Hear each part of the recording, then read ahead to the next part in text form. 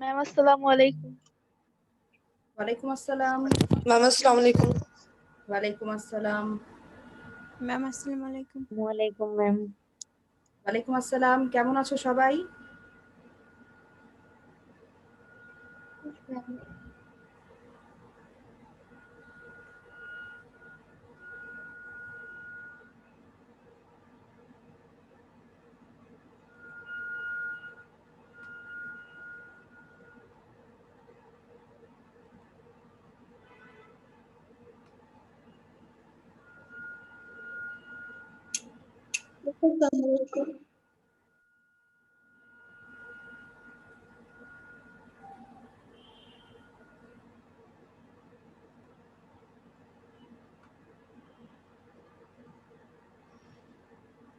আমরা সব সময়ের মতোই একটু সময় দেব, 2-1 মিনিট। সবাই যখন জয়েন করে ফেলবে আমরা আমাদের ক্লাসটা শুরু করব। ম্যাম আসসালামু আলাইকুম। ওয়ালাইকুম আসসালাম। কেমন আছো? ম্যাম ভালো, আপনি ভালো আছেন? আলহামদুলিল্লাহ, আমিও ভালো আছি।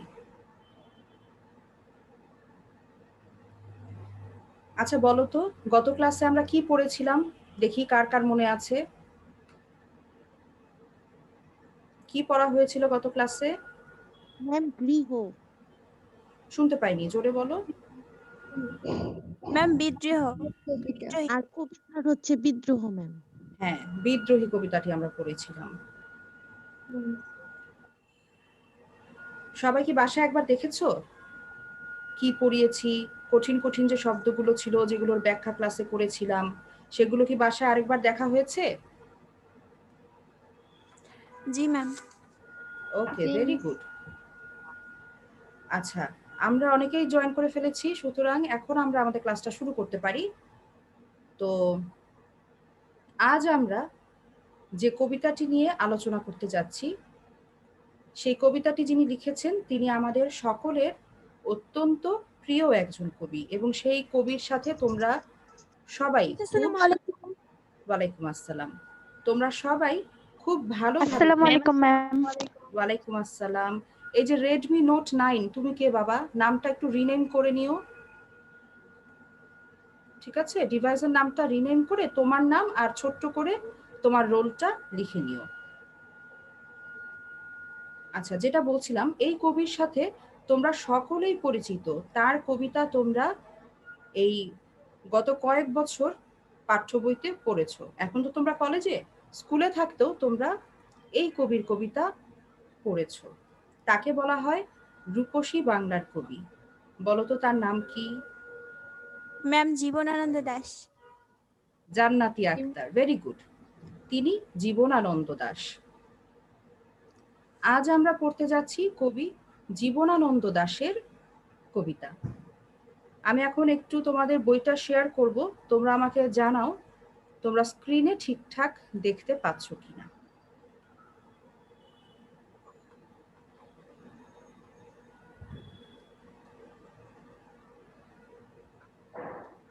স্ক্রিনে কিছু দেখা যাচ্ছে? জি ম্যাম। জি ম্যাম। আচ্ছা, জি ম্যাম। ওকে। আমাদের পাঠ্য বইতে কবি জীবনানন্দ দাশের যে কবিতাটি দেয়া আছে তার নাম হলো সুচেতনা। ম্যাম আসসালামু আলাইকুম। ওয়ালাইকুম আসসালাম।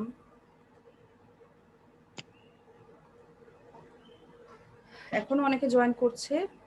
তোমরা বাবারা চেষ্টা করো একটু মানে ঠিক 10টার সময় ক্লাসে জয়েন করে ফেলার, না হলে আমাদের লেকচারে একটু বিঘ্ন ঘটে। আচ্ছা, ঠিক আছে, আমরা আমাদের পড়াটা শুরু করি। সুচেতনা, এই কবিতাটি আমাদের পাঠ্য। কবিতাটির কবি হচ্ছেন জীবনানন্দ দাশ। আমরা শুরুতেই পড়ব কবি সম্পর্কে যে কবি পরিচিতি দেওয়া রয়েছে সেটি। সকলের সামনে নিশ্চয়ই বই আছে, সবাই দাগ দিয়ে নাও। কবি পরিচিতির পাশে লিখে রাখো ভেরি ভেরি ইম্পর্টেন্ট। এখানে উল্লেখ করা প্রতিটি তথ্য খুবই গুরুত্বপূর্ণ। গুরুত্বপূর্ণ বহু নির্বাচনী প্রশ্নের জন্য এবং জ্ঞানমূলক প্রশ্নের জন্য। মিস কোনটা? কবি পরিচিতি অংশটা, কবি পরিচিতি পুরো অংশটাই গুরুত্বপূর্ণ। এখন আমরা আমাদের পড়া শুরু করি। কবি পরিচিতি। আধুনিক বাংলা কাব্যের অন্যতম শ্রেষ্ঠ কবি জীবনানন্দ দাশ। 1899 সালের 17 ফেব্রুয়ারি তিনি বরিশালে জন্মগ্রহণ করেন। পিতা সত্যানন্দ দাশ ছিলেন বরিশাল ব্রজমোহন স্কুলের প্রধান শিক্ষক এবং মা কুসুম কুমারী দাস ছিলেন সেকালের বিখ্যাত কবি। মায়ের পরিচয়টি খুব গুরুত্বপূর্ণ তোমাদের জন্য, বারবারই পরীক্ষাতে এই প্রশ্নটি চলে আসে। আচ্ছা, এরপরে একটু আমি অ্যাডমিট করে নিই, 1 মিনিট। আচ্ছা, মায়ের কাছ থেকে তিনি কবিতা লেখার প্রেরণা লাভ করেছিলেন। স্বল্প সময়ের জন্য বিভিন্ন পেশা অবলম্বন করলেও মূলত, আন্ডারলাইন করো, ইংরেজি সাহিত্যের অধ্যাপক হিসেবেই তিনি জীবন অতিবাহিত করেন। কবি জীবনানন্দ দাশ কবিতায় সূক্ষ্ম ও গভীর অনুভবের এক জগৎ তৈরি করেন। বিশেষ করে গ্রাম বাংলার নিসর্গের যে ছবি তিনি এঁকেছেন, বাংলা সাহিত্যে তার তুলনা চলে না। ওয়ালাইকুম আসসালাম। সেই নিসর্গের সঙ্গে অনুভব ও বোধের বহুতর মাত্রা যুক্ত হয়ে তার হাতে অনন্য সাধারণ কবিতা শিল্প রচিত হয়েছে। এই অসাধারণ কাব্য বৈশিষ্ট্যকে রবীন্দ্রনাথ ঠাকুর চিত্ররূপময়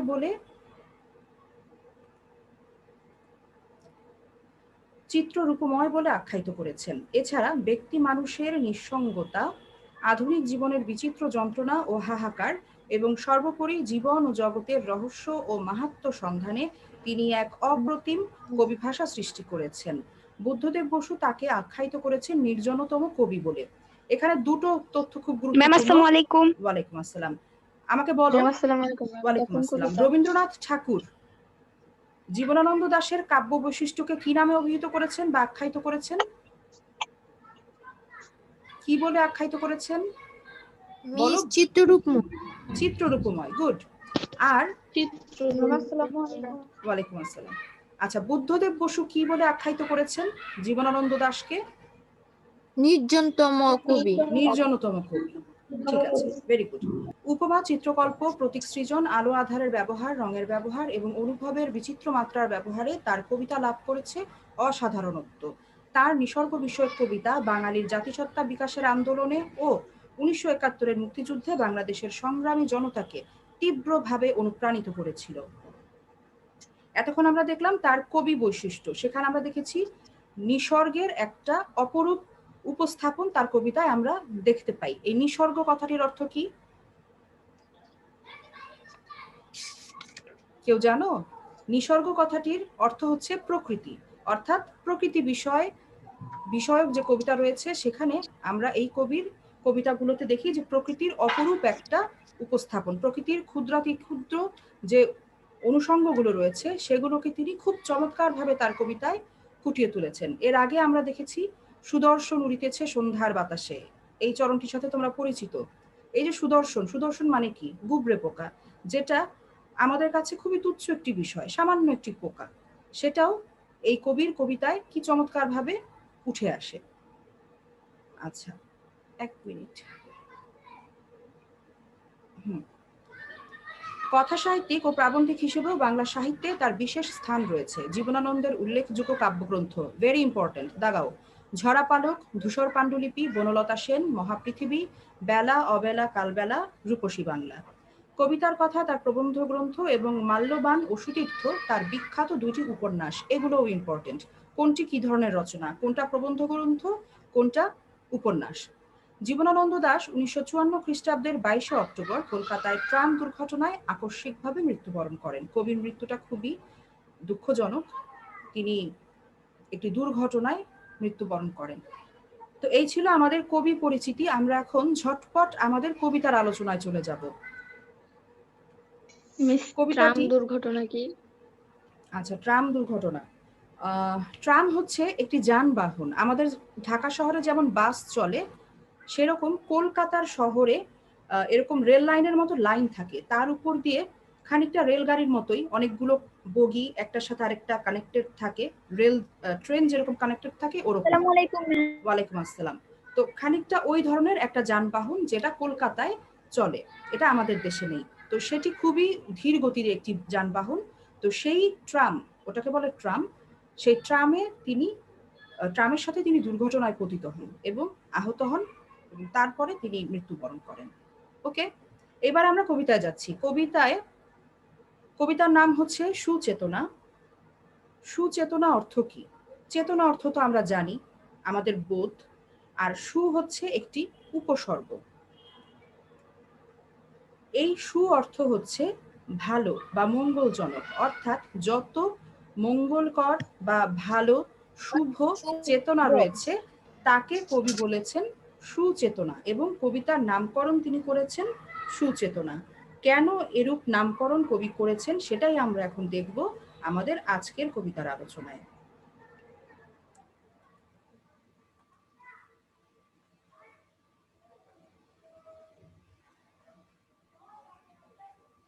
মিস আসসালামু আলাইকুম। ওয়ালাইকুম আসসালাম। আমার স্ক্রিনশটটা চলে গিয়েছে, আমি আবার দিচ্ছি, একটু আমাকে বলো তোমরা দেখতে পাচ্ছ কিনা।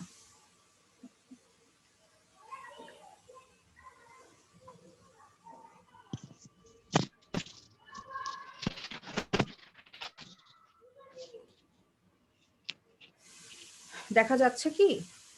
জি ম্যাম। জি ম্যাম। ঠিক আছে, এবার আমরা মনোযোগ দিয়ে আমাদের কবিতার আলোচনাটা করি।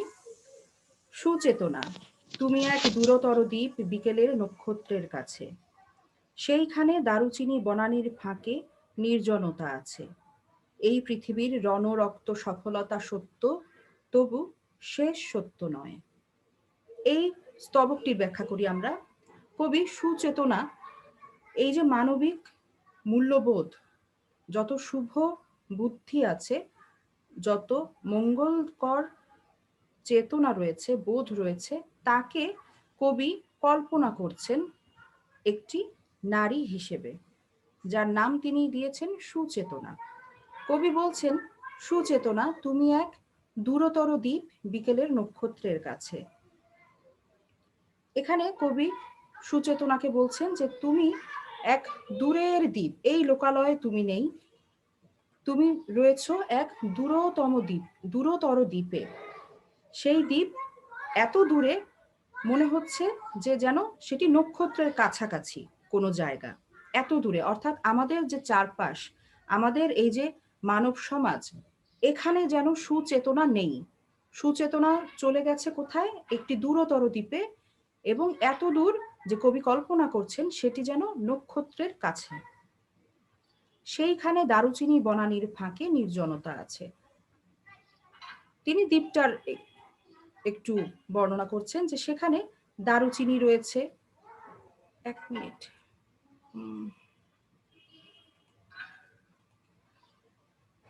সেখানে দারুচিনি গাছ রয়েছে, সেখানে অন্যান্য গাছপালা রয়েছে, সেখানে রয়েছে নির্জনতা, অর্থাৎ সেখানে জনমানব নেই।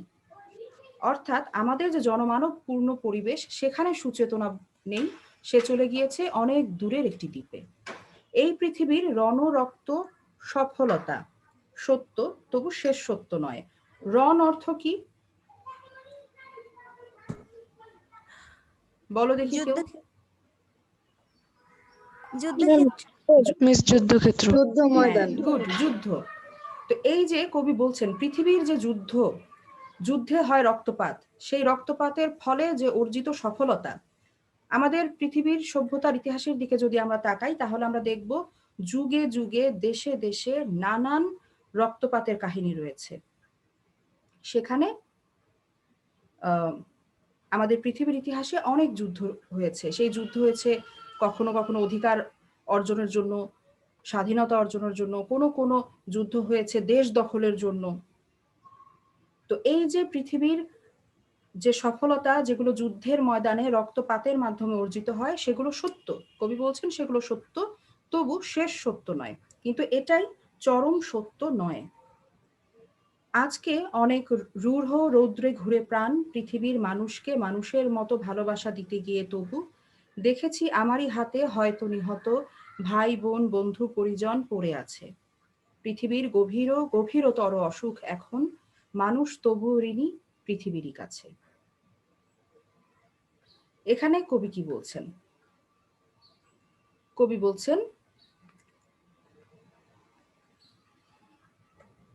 বলছেন যে এই যে পৃথিবীতে যা কিছু অর্জন, সেই অর্জনগুলো অর্জিত হতে গিয়ে যে অনেক মানুষের আত্মত্যাগ রয়েছে, ভালোবাসা প্রতিষ্ঠা করতে গিয়েও মানুষের এই আত্মত্যাগ করতে হয় বিভিন্ন যুদ্ধে, এবং সেই যুদ্ধে হয়তো কবির মতোই কারো হাতে নিহত হয়েছে কারো না কারো ভাই বোন বন্ধু পরিজন।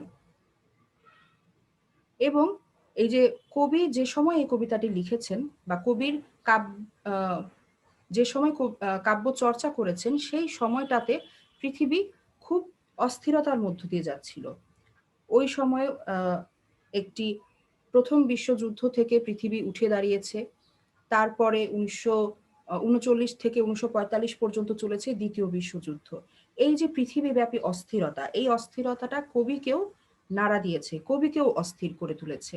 এজন্য কবি বলছেন যে পৃথিবীর মানুষকে মানুষের মতো ভালোবাসা দিতে গিয়ে, অর্থাৎ মানুষকে মানুষের মর্যাদা দিতে গিয়ে যে যুদ্ধ হয়েছে, যে লড়াই হয়েছে, যে রক্তপাত হয়েছে, সেখানেও মানে কবির মতো শান্তিপ্রিয় মানুষ, এখানে আমারই হাতে বলতে কবির মতোই শান্তিপ্রিয় যে মানুষ, মানুষকে ভালোবাসার মতো হৃদয় বোধ সম্পন্ন যে মানুষ, সেরকম মানুষের হাতেও হয়তো নিহত হয়েছে কারো ভাই, কারো বোন, কারো বন্ধু, কারো পরিজন।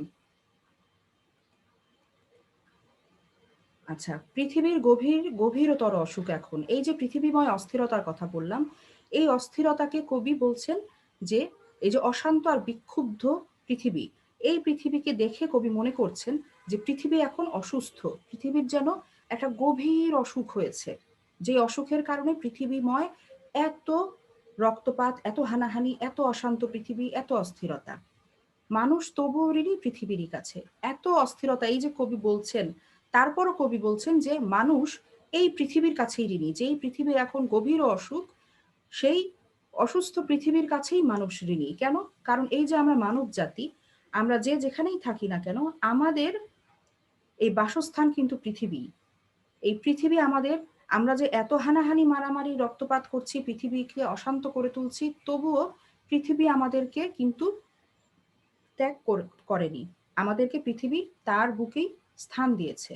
আমরা এখানেই জন্মগ্রহণ করছি, এখানেই বেড়ে উঠছি, আমাদের জীবন অতিবাহিত করছি। এই কারণে মানুষ এই পৃথিবীর কাছেই ঋণী। সুচেতনা, কবি সম্বোধন করছেন তার সেই কল্পনার নারীকে। অর্থাৎ কিন্তু সুচেতনা আসলে কি? আমি শুরুতেই আলোচনা করেছি, সুচেতনা হচ্ছে মানবিক যে মূল্যবোধ, সেটাই হচ্ছে সুচেতনা। কবিতায় অনেক ধরনের কল্পনা আসে। এখন কেউ যদি তোমরা মনে করো যে কেন এখানে কবি নারীকে বলছেন, এটা তো একটা মানুষ হতে পারে না, এটা তো মানবিক মূল্যবোধ। কিন্তু কবিতায়, কবির কল্পনায় নানা কিছু ঘটতে পারে, সবকিছুই কবিতায়, কবির কল্পনায় সম্ভব হয়ে ওঠে। তো সুচেতনা, কবি সম্বোধন করছেন এভাবে, সুচেতনা এই পথে আলো জেলে, এ পথেই পৃথিবীর ক্রমমুক্তি হবে, সে অনেক শতাব্দীর মনীষীর কাজ। এ বাতাস কি পরম সূর্যকর উজ্জ্বল, প্রায় ততদূর ভালো মানব সমাজ, আমাদের মতো ক্লান্ত ক্লান্তিহীন নাবিকের হাতে গড়ে দেব আজ নয় ঢের দূর অন্তিম প্রভাতে। মাটি পৃথিবীর টানে মানব জন্মের ঘরে কখন এসেছি, না এলেই ভালো হতো অনুভব করে, এসে যে গভীরতর লাভ হলো সে সব বুঝেছি। শিশির শরীর ছুঁয়ে সমুজ্জ্বল ভরে দেখেছি যা হলো হবে মানুষের, যা হবার নয়, শাশ্বত রাত্রির বুকে সকলই অনন্ত সূর্যোদয়। এখন আমরা এইটুকু অংশ আলোচনা করি, কবিতার আমাদের শেষ অংশ। আচ্ছা, কবি বলছেন সুচেতনা এই পথে আলো জেলে, এ পথেই পৃথিবীর ক্রমমুক্তি হবে। আচ্ছা, কোন পথে? সৎ পথে, সূচনা, চেতনা পথে, মুক্ত, ক্রয় মুক্ত পথে, মানে শুনতে পাইনি বাবা, আর একটু জোরে বলবে? সৎ পথে। হ্যাঁ, সুচেতনা। ঠিক। কবি বলছেন যে মানুষের যে সুচেতনা, যে চেতনাটি শুভ, সেই সুচেতনার পথ ধরে, সেই সুচেতনার যখন উন্মেষ হবে আমাদের মানুষের মাঝে, সেই শুভ পথ ধরে, সেই কল্যাণকর পথ ধরে রক্ত হানাহানি মারামারি নয়, বরং এই যে শুভ বুদ্ধির ব্যবহারে যে পথ আমরা চলি, সেই পথে আলো জেলে এ পথেই পৃথিবীর ক্রমমুক্তি হবে। ক্রমমুক্তি মানে ধীরে ধীরে যে মুক্তি, একদিনে হুট করে পৃথিবীর মুক্তি অর্জিত হবে না, হবে ক্রমমুক্তি, ক্রমে ক্রমে, ধীরে ধীরে। সে অনেক শতাব্দীর মনীষীর কাজ। তো কবি বলছেন যে এটি একদিনে হবে না, এটি কয়েক শতাব্দীর, শতাব্দী মানে কি, 100 বছরে 1 শতাব্দী হয়। কবি বলছেন কয়েক শতাব্দীর মনীষীর কাজ, মনীষীদের যে সাধনা সেটা জি ম্যাম। কয়েক শতাব্দী ধরে যখন মনীষীরা সাধনা করবেন, তারপরেই অর্জিত হবে এই পৃথিবীর ক্রমমুক্তি। এ বাতাস কি পরম সূর্য করোজ্জ্বল। সূর্য করোজ্জ্বল মানে কি, সূর্যের আলোয় উজ্জ্বল। কর মানে আলো, তোমরা সমার্থক শব্দে নিশ্চয়ই পড়েছ। সূর্য করোজ্জ্বল মানে সূর্যের আলোয় উজ্জ্বল। এ বাতাস কি পরম সূর্য করোজ্জ্বল, প্রায় ততদূর ভালো মানব সমাজ, আমাদের মতো ক্লান্তিহীন নাবিকের হাতে গড়ে দেব, আজ নয় ঢের দূর অন্তিম প্রভাতে। কবি বলছেন এই যে আমাদের যে মানব সমাজ, সেই মানব সমাজকে তিনি মুক্তি এনে দিবেন। এই যে সূর্য করোজ্জ্বল বাতাস, এই সূর্য করোজ্জ্বল এটা একটা প্রতীক, একটা ঝলমলে দিনের প্রতীক, একটা শুভ সময়ের প্রতীক। এই রকম একটি শুভ সময়, একটি সুন্দর পৃথিবী তিনি গড়ে দেবেন, তবে সেটি আজ নয়। কবি প্রথমেই বলেছেন এটি একদিনে হবে না। কি বলেছিলেন তিনি? ক্রমমুক্তি। এই যে দেখো ক্রমমুক্তি শব্দটা। তো তিনি বলছেন আবারও যে আজ নয় ঢের দূর অন্তিম প্রভাতে, মানে অনেক দূর গেলে, অনেক পথ চললে তবে একটি প্রভাতে এমন নতুন দিন আসবে, অর্থাৎ পৃথিবীর জন্য শুভ এবং মঙ্গলময় একটি সময় আসবে। মাটি পৃথিবীর টানে মানব জন্মের ঘরে কখন এসেছি, না এলেই ভালো হতো অনুভব করে। মাঝে মাঝে কবির মনে হয়েছে যে এই যে মানব জাতির যে বংশ পরম্পরা, সেটার যে ধারা, সেই ধারার অনুযায়ী তিনি এই মানব জন্ম লাভ করেছেন। মাটি পৃথিবীর টানে তিনি এই পৃথিবীর বুকে জন্মগ্রহণ করেছেন, কিন্তু মাঝে মাঝে তার মনে হয় না এলেই ভালো হতো। অর্থাৎ এই যে হানাহানি, অস্থিরতাময় একটা অশান্ত পৃথিবী, এখানে এই অশান্তির মাঝে না এলেই বোধহয় ভালো হতো, এটা কবির অনুভব হয়। এসে যে গভীরতর লাভ হলো সেসব বুঝেছি, শিশির শরীর ছুঁয়ে সমুজ্জ্বল ভরে। কিন্তু এই যে পৃথিবীতে এসে কবির যে কিছু অর্জনও হয়েছে, এই যে মানব জনম, এই মানব জনম তো একটি অসাধারণ ঘটনা। পৃথিবীতে কত প্রাণী আছে, কিন্তু মানুষ হচ্ছে আশরাফুল মাখলুকাত, শ্রেষ্ঠ জীব। সুতরাং মানব জন্মটাও একটা শ্রেষ্ঠ জন্ম। শুধু এই পৃথিবীতে জন্মানোটাই তো যথেষ্ট নয়, সেখানে মানুষ হয়ে কবি জন্মগ্রহণ করেছেন, এটাকে কবি বলছেন গভীরতর লাভ হয়েছে। সেসব কবি অনুভব করছেন। দেখেছি যা হলো হবে মানুষের যা হবার নয়, শাশ্বত রাত্রির বুকে সকলই অনন্ত সূর্যোদয়। আচ্ছা, এখানে কি বলা হচ্ছে? বলা হয়েছে যে এই যে উপরে একটা চরণ একটু বাদ পড়ে গেছে আমার বলতে, আমাদের মতো ক্লান্তিহীন নাবিকের হাতে গড়ে দেব। নাবিক হচ্ছে, কেউ বলতে পারবে নাবিক শব্দটির অর্থ কি, বা নাবিক কাকে বলে? জাহাজে যারা চলাফেরা করে জাহাজে, হ্যাঁ খানিকটা ঠিক হয়েছে, যারা চলাফেরা করে সবাই নাবিক না। জাহাজের যে ক্যাপ্টেন, চালক। ঠিক আছে, যে পুরো জাহাজটার নেতৃত্ব দেয়, সে হচ্ছে নাবিক।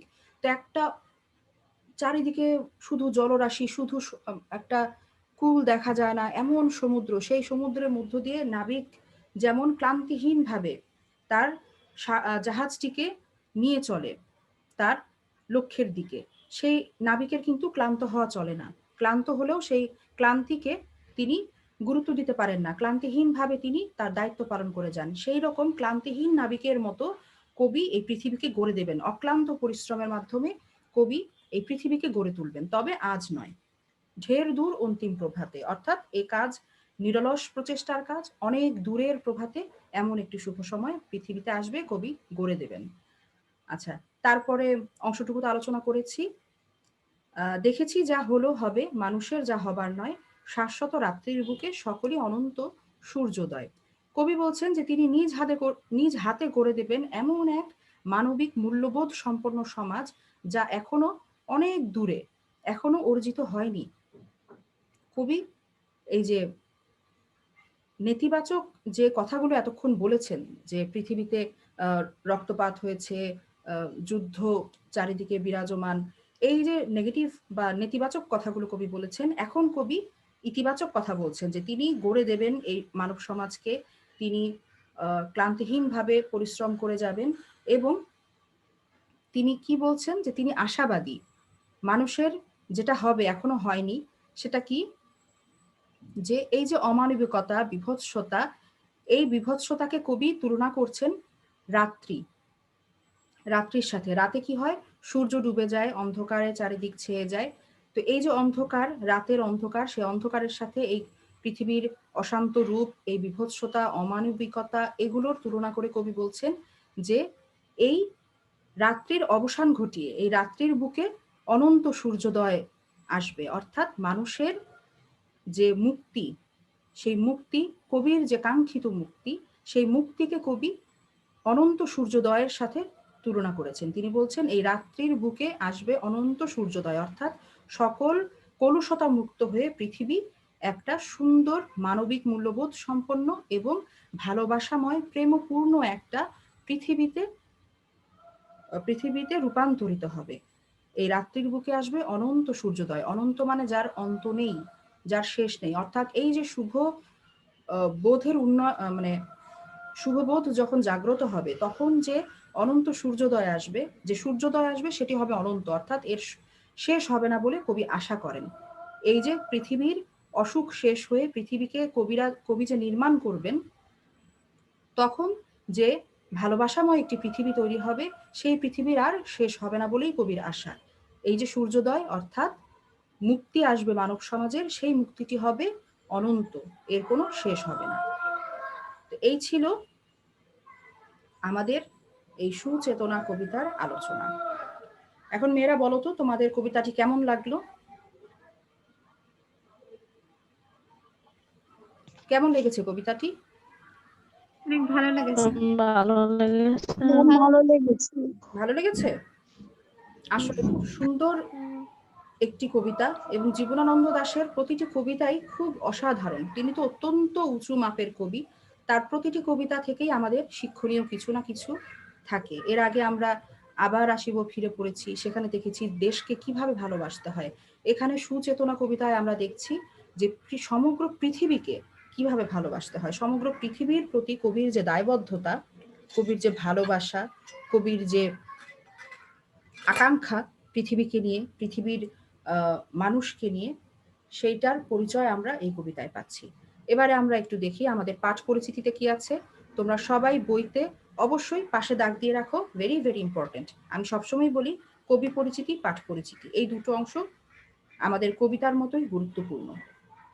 দেখো, সুচেতনা কবিতাটি জীবনানন্দ দাশের বনলতা সেন কাব্যগ্রন্থ থেকে সংকলিত হয়েছে। এই কাব্যগ্রন্থটি প্রকাশিত হয় কবে? 1942 সালে। আমরা একটু আগেই আলোচনা করছিলাম যে দ্বিতীয় বিশ্বযুদ্ধ কখন চলছিল। কবির কাব্য রচনার সময় 1939 থেকে 1945 পর্যন্ত স্থায়ী হয়েছিল এই দ্বিতীয় বিশ্বযুদ্ধ। এবং দেখো, এই যে সুচেতনা কবিতাটি যেই বইতে ছিল সেটির নাম বনলতা সেন এবং বইটি প্রকাশিত হয়েছে ঠিক বিশ্বযুদ্ধ চলাকালীন 1942 সালে। এই কারণে কবির মনে এই যে বিশ্বযুদ্ধের যে অস্থিরতা ডামাডোল, সেটি ছাপ ফেলেছিল। সুচেতনা জীবনানন্দ দাশের অন্যতম শ্রেষ্ঠ কবিতা। এই কবিতায় সুচেতনা সম্বোধনে কবিতার প্রার্থিত আরাধ্য এক চেতনা নিহিত বিশ্বাসকে শিল্পিত করেছেন। কবির বিশ্বাস মতে সুচেতনা দূরতম দ্বীপ সদৃশ্য একটি ধারণা, যা পৃথিবীর নির্জনতায়, যুদ্ধে, রক্তে নিঃশেষিত নয়। চেতনাগত এই সত্তা বর্তমান পৃথিবীর গভীরতর ব্যাধিকে অতিক্রম করে সুস্থ ইহলৌকিক পৃথিবীর মানুষকে জীবনময় করে রাখে। জীবন মুক্তির এই চেতনাগত সত্যই পৃথিবীর ক্রমমুক্তির আলোকে প্রজ্বলিত রাখবে, মানব সমাজের অগ্রযাত্রাকে নিশ্চিত করবে, শাশ্বত রাত্রির বুকে অনন্ত সূর্যোদয়কে প্রকাশ করবে। অর্থাৎ আমরা এতক্ষণ কবিতার প্রতিটি চরণ ধরে ধরে যেভাবে আলোচনা করেছি, সেই আলোচনারই একটি সংক্ষিপ্ত রূপ এখানে রয়েছে। তো আমরা আমাদের কবিতার আলোচনা আজকে এখানে শেষ করতে পারলাম। তো তোমাদের যদি কোনো প্রশ্ন থাকে, সেই প্রশ্ন আমি অবশ্যই উত্তর দেব, কিন্তু সেটা অ্যাটেন্ডেন্স নেওয়ার পরে।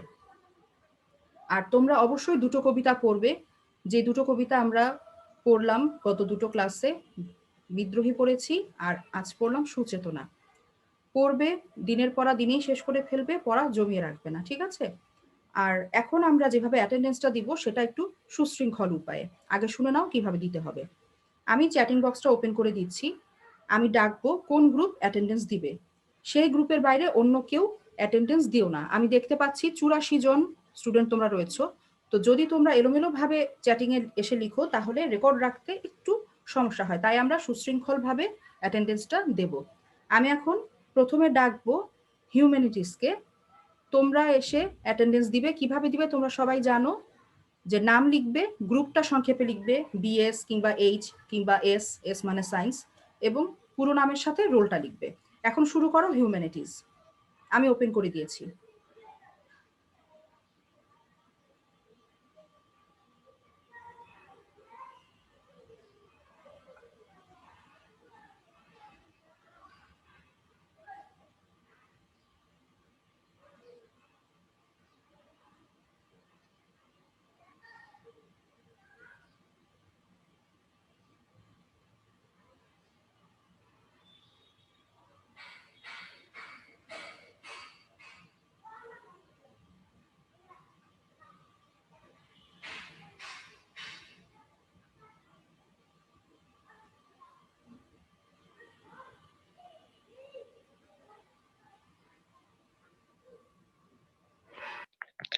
মিস, আমি কিভাবে প্রেজেন্ট দিব সেটা তো আমি নতুন জয়েন করছি, জানি না। আচ্ছা, তুমি তো কোন গ্রুপে? কিভাবে দিব? লামিয়া, কোন গ্রুপে আমি তুমি? আমি কমার্স। আচ্ছা, এখানে দেখো তোমার ডিভাইসের কোথাও চ্যাট শব্দটা লেখা আছে, অথবা মোর যদি থাকে, মোরে ক্লিক করেও দেখতে পারো যে চ্যাটিং এর অপশনটা হ্যাঁ আছে কিনা। আছে, পেয়েছো? হ্যাঁ আছে মিস, আচ্ছা, হ্যাঁ আছে। সেখানে গিয়ে তুমি লিখবে, তোমার পুরো নামটা লিখবে, লিখে ব্র্যাকেটে লিখবে যে তুমি কোন গ্রুপ। তুমি তো বিজনেস বললে, তাই না? হ্যাঁ হ্যাঁ হ্যাঁ, তখন তুমি বিজনেস স্টাডিজ লিখবে, লিখে নিচে লিখবে বা পাশে লিখবে তোমার পুরো তারপরে রোল। এটুকুই। বুঝতে পেরেছো? আচ্ছা আচ্ছা, থ্যাংক ইউ। হ্যাঁ আচ্ছা, হ্যাঁ বুঝতে পেরেছি। ঠিক আছে। ঠিক আছে। আচ্ছা, হিউম্যানিটিজ এর আর কেউ বাকি আছো? ম্যাম হিউম্যানিটিস এর মধ্যে ম্যাম দুই তিনজন হিউম্যানিটিস এর বিজনেস মধ্যে স্টাডিজ প্রেজেন্ট দিয়ে দিয়েছে। বিজনেস স্টাডিজ আর সায়েন্সের প্রেজেন্ট দিয়ে দিচ্ছে। কেন বাবা? আমি যে তোমাদের বলে দিলাম সবাইকে তো অ্যাটেন্ডেন্স দেওয়ার সুযোগ দেওয়া হবে। তোমরা যদি এরকম চলে আসো তাহলে তো দেখা যাবে যে রেকর্ড রাখতে অনেক সমস্যা হয়ে যাবে। টিচারের ইনস্ট্রাকশন একটু মেনে চলতে হবে না? নেক্সট ক্লাসে আর এরকম করো না। হিউম্যানিটিজ শেষ সবার? কেউ বাকি আছে হিউম্যানিটিজ? সেটা বলো, কেউ বাকি আছো? নেই। এবারে বিজনেস স্টাডিজ চলে এসো। সায়েন্স এখন দিও না বাবা, অন্যরা কেউ দিও না, এখন বিজনেস স্টাডিজ দাও। লামিয়া রহমান, তুমি যদি দিতে কোনো সমস্যা বোধ করো তাহলে আমাকে জানিও। যে কেউ যদি চ্যাটিং এ এসে লিখতে ঠিক না আছে। পারো তাহলে আমাকে জানিও, আমি লিখে রাখবো।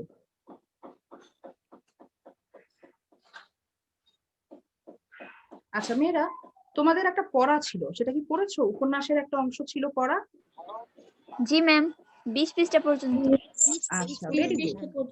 তোমরা যদি পড়ে আসো তাহলে নেক্সট ক্লাসটা আমাদের জন্য খুব সুবিধা হবে, আমরা খুব সহজভাবে আলোচনাটা করতে পারবো। আর আমি তোমরা সবাই বই নিয়ে বসো, সবসময় বসো। ওই দিনও বই এবং পেন্সিল খাতা কলম নিয়ে রেডি হয়ে যাবে। আমি তোমাদের গুরুত্বপূর্ণ কিছু লাইন, উপন্যাসের লাইন যেগুলো পরীক্ষার জন্য খুব গুরুত্বপূর্ণ, জ্ঞানমূলক বা ব্যাখ্যামূলক বা যে কোনো ধরনের প্রশ্নের জন্য যা গুরুত্বপূর্ণ বিষয়গুলো আছে, আমি তোমাদের নেক্সট ক্লাসে ইনশাল্লাহ সেগুলোর ইনস্ট্রাকশন দেবো। সো ওগুলো খুব ভালোভাবে তোমাদের বইতে মার্ক করে রাখবে, খাতাতেও নোট ডাউন করতে হবে। আচ্ছা, বিজনেসের কেউ বাকি আছো বাবা? সবার শেষ? বিজনেস বাকি আছে? নেই। এবার সায়েন্স চলে এসো।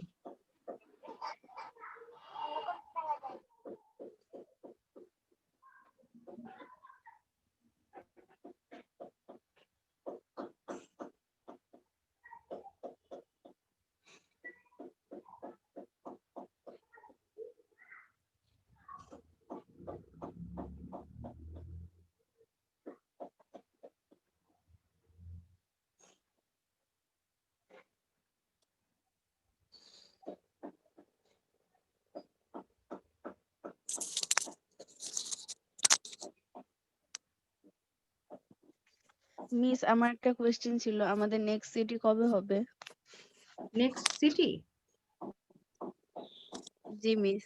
আচ্ছা, নেক্সট সিটি যখন সিদ্ধান্ত নেওয়া হবে যে কবে নেওয়া হবে, তার আগে আগে মানে যথেষ্ট সময় হাতে নিয়ে তোমরা যাতে প্রিপারেশন নিতে পারো, সেই রকম সময় হাতে নিয়ে তোমাদেরকে অফিসিয়ালি জানিয়ে দেওয়া হবে, নোটিশ দেওয়া হবে, তোমাদের গ্রুপে নোটিশ দেওয়া হবে, মেসেঞ্জারে গ্রুপ আছে। হয়ে যাওয়ার সম্ভাবনা আছে?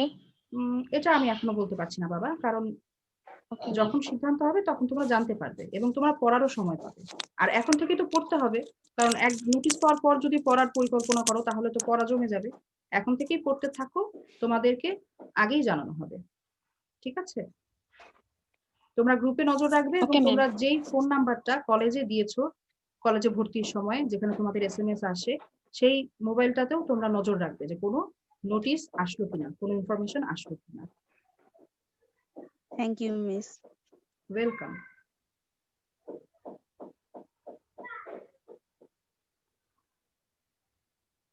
আচ্ছা, সায়েন্স দেয়া শেষ। তোমাদের এই 3 গ্রুপের মধ্যে কেউ মানে বাদ পড়ে গেছো অ্যাটেন্ডেন্স দিতে? কেউ কি বাকি আছো?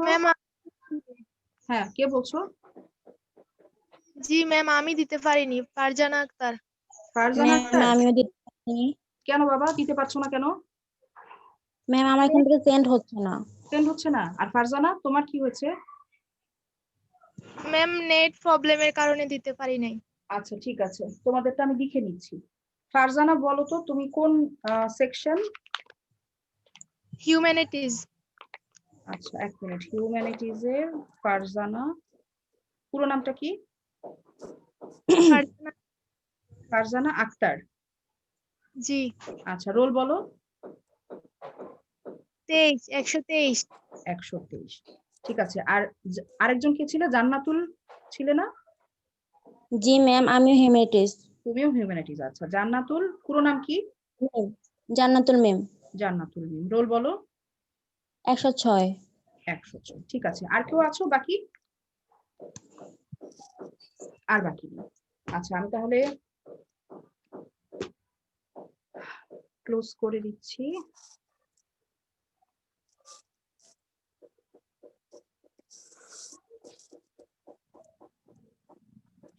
মিস আমার আরেকটা কোয়েশ্চেন ছিল।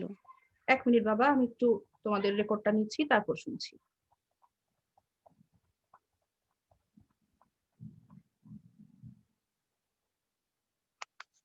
হ্যাঁ বলো বাবা, ঝটপট বলে ফেলো, আমাদের হাতে 1 মিনিটও সময় নেই, বলো। মিস ফেব্রুয়ারিতে কি আমাদের কলেজ খোলার কোনো সম্ভাবনা আছে? এটা তো তুমিও যেমন জানো না, আমিও সেরকম জানি না। আমরা তো এখন শুনতে পাচ্ছি যে কিছু কিছু খবর, কিন্তু কবে খুলবে, কোন ক্লাসের খুলবে, কিভাবে কি হবে, এখনো আমরা বিস্তারিত শুনতে পাইনি। যখন জাতীয় গণমাধ্যমে খবর আসবে তখন তোমরাও জেনে যাবে, আমিও জেনে যাব, ঠিক আছে? আমার কাছে এর বেশি তথ্য নেই, টিভিতে বা নিউজ পেপারে যা আসে সেটাই আমি জানি, ঠিক আছে? তোমাদের সবার খুব মানে আগ্রহ কলেজে আসার, সেটা আমরা বুঝতে পারি, এবং আমাদেরও খুব ইচ্ছে করে যে তোমরা ক্লাসরুমে তোমরা বসবে, আমরা সরাসরি কথা বলবো, ক্লাস নিব। আমরাও খুব মিস করছি তোমাদের। তো আশা করি ইনশাআল্লাহ পরিস্থিতি ভালো হয়ে গেলে আমরা সবাই এভাবে স্বাভাবিক নিয়মে ক্লাস করতে পারবো। আচ্ছা, ক্লাসের টাইমটা শেষ হয়ে যাওয়ার আগেই আমি তোমাদের কাছ থেকে আজকে বিদায় নিচ্ছি। সকলে ভালো থেকো, ইনশাআল্লাহ দেখা হবে আগামী ক্লাসে। হ্যাঁ, আসসালামু আলাইকুম। ওয়ালাইকুম আসসালাম।